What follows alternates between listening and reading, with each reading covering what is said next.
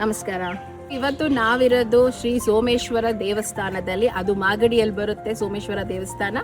So ಈ ದೇವಸ್ಥಾನದ ಇತಿಹಾಸ ಹೇಳಬೇಕು ಅಂತಂದರೆ ಇದು ಸುಮಾರು 500 ವರ್ಷದ ಹಳೆಯ ದೇವಸ್ಥಾನ ಅಂತಲೇ ಹೇಳ್ಬೋದು. ಹಾಗೆ ಈ ದೇವಸ್ಥಾನವನ್ನು ಸ್ಥಾಪನೆ ಮಾಡಿರೋದು ನಮ್ಮ ಬೆಂಗಳೂರಿನ ದೊರೆ ಆದಂತಹ ಕೆಂಪೇಗೌಡರು.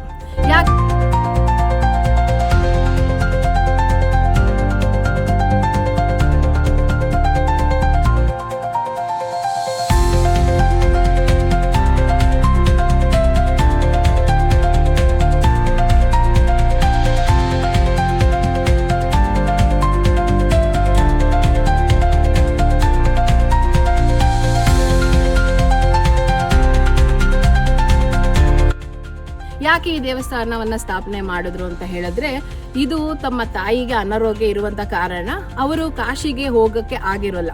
ಸೊ ಹಾಗಾಗಿ ಆವಾಗಿನ ಕಾಲದಲ್ಲಿ ಯಾವುದೇ ರೀತಿಯಾದ ನಮಗೆ ವೆಹಿಕಲ್ ಫೆಸಿಲಿಟೀಸ್ ಏನೂ ಇರೋದಿಲ್ಲ. ಸೊ ಕಾಶಿಗೆ ಹೋಗೋದು ಅಂದರೆ ತುಂಬ ದೂರ ಪ್ರಯಾಣ ಆಗುತ್ತೆ. ಹಾಗಾಗಿ ಅವರಿಗೋಸ್ಕರನೇ ಕಾಶಿಯಿಂದ ಒಂದು ಸಾಲಿಗ್ರಾಮ ಶಿಲೆಯನ್ನು ತಗೊಂಡು ಬಂದು ಇಲ್ಲಿ ಚಕ್ರವನ್ನು ನಿರ್ಮಿಸಿ ಅದ್ರ ಮೇಲೆ 3 ಅಡಿ ಇರುವಂತಹ ಶಿವಲಿಂಗವನ್ನು ಅಂದರೆ ಸೋಮೇಶ್ವರ ಸ್ಥಾಪನೆ ಮಾಡಿದ್ದಾರೆ. ಸೊ ಅದೊಂದು ಇತಿಹಾಸ ಅಂತ ಹೇಳ್ಬೋದು. ಅಷ್ಟೇ ಅಲ್ಲದೆ ಕಾಶಿಗೆ ಹೋಗಿ ಬಂದರೆ ನಮಗೆ ಎಷ್ಟು ಪುಣ್ಯ ಲಭಿಸಿತ್ತು, ಅಷ್ಟೇ ಪುಣ್ಯ ನಮಗೆ ಈ ಕರ್ನಾಟಕದಲ್ಲಿ ಅದು ಬೆಂಗಳೂರಲ್ಲಿ ಸಮೀಪದಲ್ಲಿ ಇರುವಂತಹ ಈ ಮಾಗಡಿಯ ಸೋಮೇಶ್ವರ ದೇವಸ್ಥಾನಕ್ಕೆ ಬಂದರೆ ಅಷ್ಟೇ ಪುಣ್ಯವು ನಮಗೆ ಲಭಿಸುತ್ತೆ ಅಂತ ಹೇಳ್ಬೋದು. ಸೊ ಹಾಗಾಗಿ ಎಷ್ಟೋ ಜನ ಮಾಗಡಿ ರಂಗನಾಥ ಸ್ವಾಮಿ ದೇವಸ್ಥಾನಕ್ಕೆ ಆಲ್ರೆಡಿ ಭೇಟಿ ನೀಡಿರ್ತೀರ, ಅದನ್ನು ನಾವು ಇನ್ನೊಂದು ತಿರುಪತಿ ಅಂತಲೇ ಕರಿತೀವಿ. ಅದೇ ರೀತಿ ಕೇವಲ 2 ಕಿಲೋಮೀಟರ್ ದೂರದಲ್ಲಿ ಸೋಮೇಶ್ವರ ದೇವಸ್ಥಾನ ಕೂಡ ಇದೆ. ಗೂಗಲ್ ಮ್ಯಾಪಲ್ಲೂ ಇದೆಲ್ಲ ಅಡ್ರೆಸ್ ನಿಮಗೆ ಲಭ್ಯ ಇದೆ. ಸೊ ಹಾಗಾಗಿ ಇಲ್ಲೂ ಬನ್ನಿ, ಭೇಟಿ ನೀಡಿ.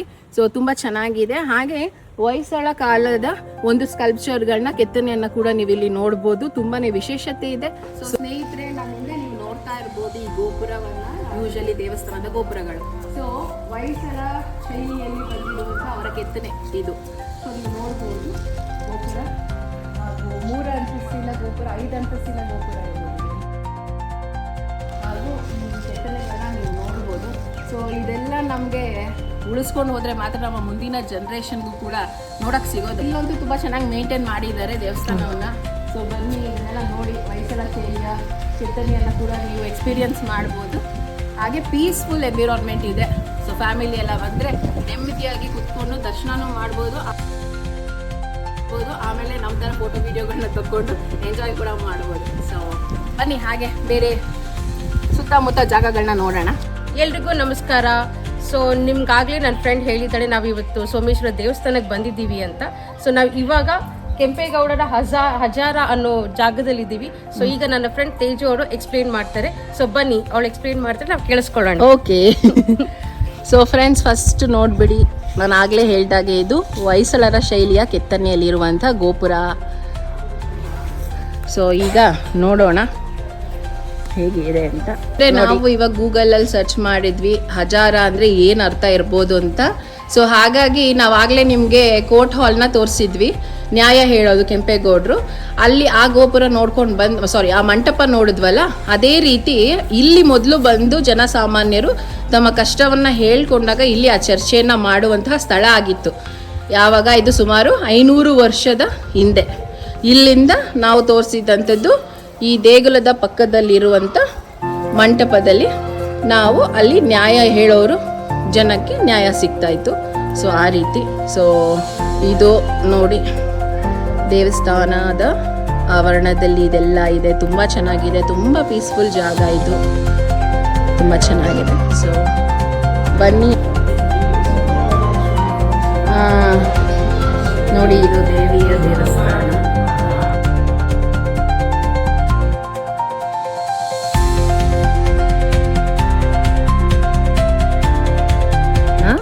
ಈ ಕಂಬದ ವಿಶೇಷತೆ ಏನಂದ್ರೆ ಇದು ಮ್ಯೂಸಿಕಲ್ ಕಂಬ ಅಂತಾನೆ ಇದೇನಿದು ಹೆಸರು ಇದೆ ಇದಕ್ಕೆ. ಕಾರಣ ಏನಂದ್ರೆ ನೋಡಿ, ಇದರಲ್ಲಿ ಕಾಯಿನ್ ಬರ್ ತೋರಿಸಿ ಪ್ರಮೋದ್ ಬ್ರೋ. ಕಾಯಿನ್ ಕೊಡಿ. ನೋ, ಆಕ್ಚುಲಿ ಕಾಯಿನ್ ಹೊಡೆದಾಗ ಮಾತ್ರ ಆ ಒಂದು ಮೆಟಲ್ ಸೌಂಡ್. ಹೌದು, ಮೆಟಲ್ ಸೌಂಡ್ ನೋಡಿ. ಅದು ಕಾಯಿನ್ ಅಲ್ಲಿ ಇವ್ರು ಹೊಡಿತಾ ಇದಾರೆ ನೋಡಿ. ನಾನು ಸೈಲೆಂಟ್ ಆಗಿರ್ತೀನಿ. Come here. ಆ ಸೌಂಡ್ ಅದು ನೋಡಿ, ಇದು ಏನು ಇಲ್ಲ, ಇದು ಕಲ್ ಮೇಲೆ ಹೊಡಿತಾ ಇರೋದು. ಒಂದು ಕಾಯಿನ್ ಅಲ್ಲಿ ಕಂಚಿನ ಶಬ್ದ ಬರುತ್ತೆ ಇದು. ಸೊ ನೀವು ಎಲ್ಲ ಬನ್ನಿ ಎಕ್ಸ್ಪೀರಿಯನ್ಸ್ ಮಾಡಿ. ಹಂಪೆ ಬಿಟ್ರೆ ಇಲ್ಲೇ ಇರೋದು ಇದೊಂದು ವಿಶೇಷವಾದ ಕಂಬ. Thank you friends. ನೋಡಿ ಇವರಿಬ್ರು ಲವ್ ಬರ್ಡ್ಸ್ ಹೆಂಗ್ ಕೇಳಿಸ್ಕೊಳ್ತಾ ಇದ್ದಾರೆ. ಓ ಹೌದಂತ ಏನು ಹೊಡೆಯಕ್ಕೆ ಹೋಗ್ಬಾರ್ದು ಅಂತೀರಿ. ಕಂಚಿನ ಸೌಂಡ್. ಫ್ರೆಂಡ್ಸ್ ಬನ್ನಿ, ನಿಮಗೆ ಒಂದು ವಿಶೇಷವಾದ ಜಾಗ ತೋರಿಸ್ತೀನಿ ಇಲ್ಲಿ.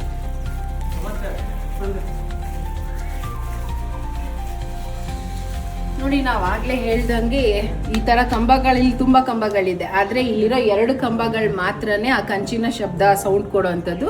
ಸೊ ಮ್ಯೂಸಿಕಲ್ ಪಿಲ್ಲರ್ ಅಂತ ಹೇಳ್ತಾರೆ. ಸೊ ಇನ್ನೊಂದು ವಿಶೇಷವಾದ ಜಾಗ ಏನಂದ್ರೆ, ಇಲ್ಲಿ ಕೆಂಪೇಗೌಡರು ನ್ಯಾಯ ಹೇಳ್ತಿದ್ದಂಥದ್ದು ಒಂದು ಜಾಗ ಇದೆ. ಸೊ ನೋಡಿ, ಸುಮಾರು 500 ವರ್ಷಕ್ಕಿಂತ ಹಳೇದು ಅಂತ ಒಂದು ಜಾಗ ನೋಡೋದೇ ನಮ್ಮ ಅದೃಷ್ಟ. ಸೊ ಬನ್ನಿ, ಆ ಒಂದು ಪ್ಲೇಸ್ ನ ಕೂಡ ಇವಾಗ ನೋಡೋಣ. ಸ್ನೇಹ ಒಂದು ರೌಂಡಿಂಗ್ ತೋರಿಸು. ಸೊ ಈ ಒಂದು ಸುತ್ತ ನೀವು ನೋಡಿದ್ರೆ ಇದು ಒಂದು ಕೋರ್ಟ್ ಹಾಲ್ ಅಂತ ಹೇಳ್ಬೋದು ಇದನ್ನ. ಆಗಿನ ಕಾಲದ ಒಂದು ಕೋರ್ಟ್ ಹಾಲ್. ಸೊ ಸುತ್ತ ಜನಗಳು ಕುತ್ಕೊಂಡಿರೋರು. ಸೊ ಈ ಒಂದು ಮಂಟಪದಲ್ಲಿ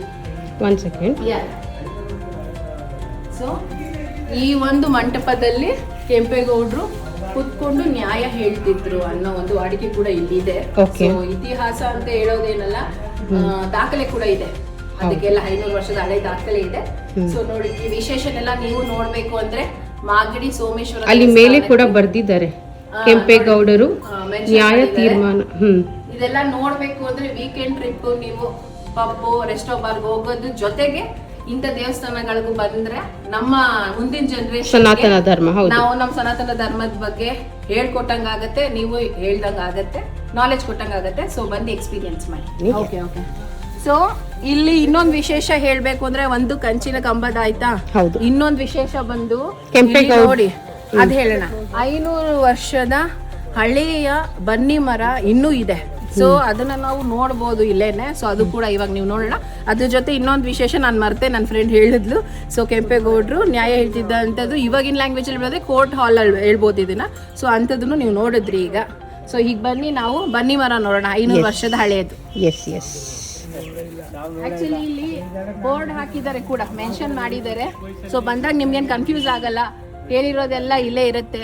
500 ವರ್ಷದ ಇತಿಹಾಸವಿರುವ ಬಿಲ್ವಪತ್ರೆ ಮರಗಳು ಅಂತ ಮೆನ್ಷನ್ ಮಾಡಿದ್ದಾರೆ. ಮರ ತೋರಿಸ್ಬಿಡೋಣ. 500 ವರ್ಷದ ಮರ ನೋಡಿ. ಆಮೇಲೆ ಎಲ್ರೂನು ಇನ್ನೊಂದು ಹೇಳ್ಬೇಕು ಅಂದ್ರೆ, ಎಲ್ರೂನು ಮಾಗಡಿ ರಂಗನಾಥ ತುಂಬಾನೇ ಫೇಮಸ್ ಆಗಿದೆ. ಎಲ್ಲರೂ ಅಲ್ಲಿಗೆ ಬರ್ತಾರೆ. ನಮಗೂ ಕೂಡ ಸುಮಾರು ವರ್ಷಗಳಿಂದ ಮಾಗಡಿ ರಂಗನಾಥ ದೇವಸ್ಥಾನ ನಾವು ನೋಡ್ತಾ ಇದ್ವಿ. ಇತ್ತೀಚೆಗೆ ನಮಗೂ ಗೊತ್ತಾಗಿದ್ದು ಅದಕ್ಕೆ ಹಳೆಯ ಇತಿಹಾಸ ಇರುವಂತಹ ಇನ್ನೊಂದು ದೇಗುಲ ಇದೆ, ಅದು ಸೋಮೇಶ್ವರಂದು. ಸೊ ನೀವು ಒಂದೇ ದಿನ ಹರಿಹರ 2ರ ದರ್ಶನ ಕೂಡ ಮಾಡ್ಬೋದು, ಕೇವಲ 2 ಕಿಲೋಮೀಟರ್ ದೂರದಲ್ಲಿ. ಸೊ ಕೇವಲ 2 ಕಿಲೋಮೀಟರ್ ದೂರದಲ್ಲಿ. ರಂಗನಾಥಕ್ಕೆ ಬಂದ್ಮೇಲೆ ಎಲ್ಲೋ ದೂರ ಆಗುತ್ತೆ ಅಂತ ವಾಪಸ್ ಹೋಗಬೇಡಿ, 2 ಕಿಲೋಮೀಟರ್ ಇಲ್ಲೂ ಬರ್ಬೋದು.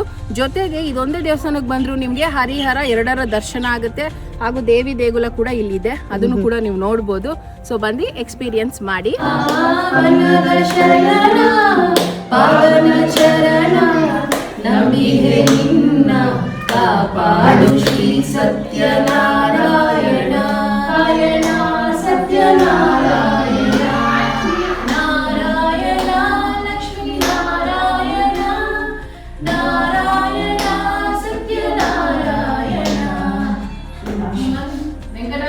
ಗೋವಿಂದ ಗೋವಿಂದ, ಹೇಳು ಬೆಟ್ಟಗಳ ಒಡೆಯ ವೆಂಕಟರಮಣ ಗೋವಿಂದ ಗೋವಿಂದ. ಓಂ ನಮಃ ಪಾರ್ವತಿ ಪದೇ, ಹರ ಹರ ಮಹಾದೇವ.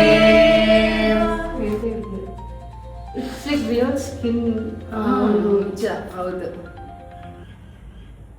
ಕಂಚಿಂದ ಅನ್ಸುತ್ತಲ್ವಾ ಸುತ್ತ. ಹೌದು, ಇದು ಕಾಪರ್ ಪ್ಲೇಟೆಡ್. ಹಲೋ ಗಾಯ್ಸ್, ಎಲ್ಲರೂ ಹಾಯ್ ಮಾಡಿ. ಹಲೋ. ಸೊ ನಾವಿವಾಗ ನಿಮ್ಗೆ ಕಾಣ್ತಾ ಇರ್ಬೋದು, ಅಲ್ಲಿ ದೂರದಲ್ಲಿರೋ ನಂದಿನ ನೋಡಕ್ ಹೋಗ್ತಾ ಇದೀವಿ. ಎಲ್ಲರೂ ರೆಡಿನಾ? ರೆಡಿ.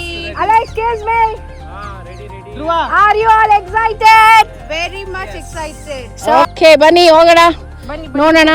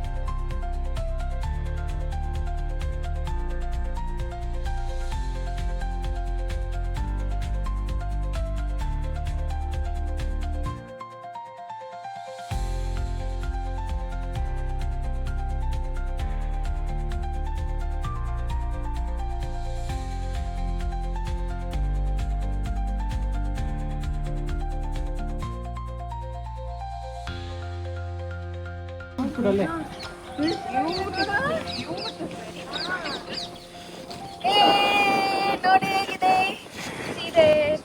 ಲವ್ಲಿ ವ್ಯೂ ಸಗದಾಗಿದೆ ಮಾತ್ರ.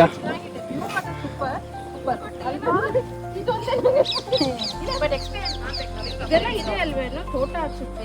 ತೋಟ ಮೇಲಿನ ಕಾಣುತ್ತೆ ಹೊಲಗಳು.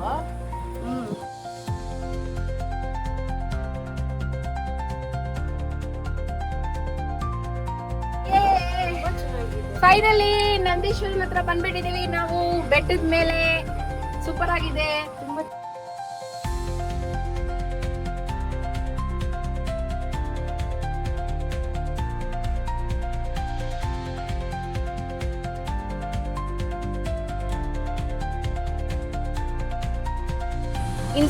ಸ್ನೇಹಿತರೆ, ನಾವು ಈಗಾಗಲೇ ನಿಮ್ಗೆ ಸೋಮೇಶ್ವರ ದೇವಸ್ಥಾನವನ್ನ ತೋರಿಸಿದ್ವಿ. 500 ವರ್ಷದ ಹಳೆಯ ದೇವಸ್ಥಾನ ಮಾಗಡಿಯಲ್ಲಿರೋದು. ಈಗ ನಾವಿರುವಂತ ಜಾಗ ಬಂದು ನಂದೀಶ್ವರ ಅಂತ ಕರೀತಾರೆ. ಇದು ಬೆಟ್ಟದ ಮೇಲಿದೆ ಸ್ನೇಹಿತರೆ. ಇದು ಎಲ್ಲಿ ಬರುತ್ತೆ ಅಂದ್ರೆ ನಿಜವಾಗ್ಲೂ ನಿಮ್ಗೆಲ್ಲರೂ ಖುಷಿ ಆಗುತ್ತೆ. ನೀವು ಸೋಮೇಶ್ವರ ದೇವಸ್ಥಾನಕ್ಕೆ ಬಂದ್ರೆ ಒಂದು 5-10 ನಿಮಿಷ ಅಲ್ಲ, ಒಂದು 5-10 ನಿಮಿಷದಲ್ಲಿ ನಮ್ಗೆ ಬೆಟ್ಟದ ಮೇಲೆ ನಂದೀಶ್ವರ ದೇವಸ್ಥಾನ ಇದೆ. ಸ್ಟೆಪ್ಸ್ ಇದೆ, ಇಲ್ಲಿ ಆರಾಮಾಗಿ ಹತ್ಕೊಂಡ್ ಬರ್ಬೋದು. ಹೊಲಗಳನ್ನ ದಾಟ್ಬಿಟ್ಟು ಸ್ಟೆಪ್ಸ್ ಹತ್ಕೊಂಡ್ ಬಂದ್ರೆ ನಾವು ನಂದೀಶ್ವರನ್ನ ನಾವು ದರ್ಶನ ಮಾಡ್ಬೋದು. ನೀವು ನೋಡ್ಬೋದು ಇಲ್ಲಿ ನಂದೀಶ್ವರ ಇದೆ. ನಂದೀಶ್ವರ ಮುಖನ ನೋಡಿ, ಈ ಕಡೆ ಸೋಮೇಶ್ವರನ ದೇವಸ್ಥಾನದ ಕಡೆಗೆ ಮುಖ ಮಾಡಿದೆ. ಅಂದ್ರೆ ನಿಮ್ಗೆಲ್ಲರೂ ಗೊತ್ತು, ನಂದೀಶ ಯಾವಾಗ್ಲೂ ಶಿವನ ಕಾಯ್ತಾರೆ ಅಂತ. ಸೊ ಹಾಗಾಗಿ ಇದ್ರ ನೋಡಿದ್ರೆ ನಿಮ್ಗೆ ಗೊತ್ತಾಗತ್ತೆ. ಗೋಪುರ ಇಲ್ಲೇ ಇದೆ. ಸೊ ನಂದೀಶ್ವರ ಶಿವನ ದೇಗುಲವನ್ನ ಅಥವಾ ಶಿವನನ್ನ ಕಾಯ್ತಾ ಇದೆ ಅನ್ನೋ ಅರ್ಥ ಕೂಡ ನಾವು ತಿಳ್ಕೊಬಹುದು. ಸೊ ಬನ್ನಿ, ತುಂಬಾ ಚೆನ್ನಾಗಿದೆ ಒಂದ್ಸಲ. ಸೊ ನೋಡಿ, ಸುತ್ತ ವ್ಯೂ ನೀವು ನೋಡ್ಬೋದು. ನೋಡಿ ಇಲ್ಲಿ ವ್ಯೂ ಹೇಗಿದೆ ಅಂತ. ತುಂಬಾ ಚೆನ್ನಾಗಿದೆ. ಹತ್ರ ಒಂದ್ ರಿಕ್ವೆಸ್ಟ್ ಅಂತಾನು ಅನ್ಕೊಳ್ಳಿ, ಅಥವಾ ಕೆಲವ್ರಿಗೆ ಅರ್ಥ ಆಗ್ತಿರೋರ್ಗೆ ಬೈತಾ ಇದೀವಿ ಅಂತಾದ್ರು ಅನ್ಕೊಳ್ಳಿ. ನೀವು ದಯವಿಟ್ಟು ಇಲ್ಲಿ ಬರ್ತಾ ಬರ್ಸು ಸ್ವಲ್ಪ ಜಾಗಗಳನ್ನ ತೋರಿಸ್ತೀವಿ ಅಂತ ನೀವು ಬರ್ತೀರಾ. ಬಂದಾಗ ಸ್ವಚ್ಛತೆ ಕಾಪಾಡಿ. ತಿನಿಸುಗಳನ್ನ ತಗೊಂಬಂದ್ರೆ ಕವರ್ಗಳನ್ನ ಕಟ್ಟಿ ಬ್ಯಾಗಲ್ಲಿ ಇಟ್ಕೊಂಡು ಮತ್ತೆ ತಗೊಂಡೋಗಿ ಡಸ್ಟ್ಬಿನ್ ಗಳು ಇರುತ್ತೆ ಅಲ್ಲಿ ಹಾಕಿ. ಸೊ ಪರಿಸರನ ಹಾಳು ಮಾಡಬೇಡಿ. ಬಂದು ಜಾಗಗಳನ್ನ ನೀವು ಎಂಜಾಯ್ ಮಾಡೋ ಜೊತೆಗೆ ನೀವು ಪರಿಸರವನ್ನು ಚೆನ್ನಾಗಿ ಕಾಪಾಡ್ಕೊಳ್ಳಿ ಅಂತ ಒಂದು ರಿಕ್ವೆಸ್ಟ್ ಮಾಡ್ಕೊಳ್ತೀರಿ. ಅದ್ರ ಜೊತೆ ದಯವಿಟ್ಟು ಇಲ್ಲಿ ಬಂದು ಪ್ರೇಮಿಗಳು ನಿಮ್ಮ ಲವ್ ನ ಪ್ರೂವ್ ಮಾಡ್ಕೊಳ್ಳೋಕೋಸ್ಕರ ಇಲ್ಲಿ ಹಾರ್ಟ್ ಬರೆಯೋದು, ಹೆಸರು ಬರೆಯೋದು, ಕೆತ್ತನೆ ಮಾಡೋದು ದಯವಿಟ್ಟು ಮಾಡಬೇಡಿ. ದೇವಸ್ಥಾನ ಆಗಿರೋದು ಬಿಡಿ. ಅಂತವ್ರು ಮಾತ್ರ ಭೇಟಿ ನೀಡಿ ಅಂತ ಹೇಳಕ್ ಇಷ್ಟಪಡ್ತೀನಿ. Thank you.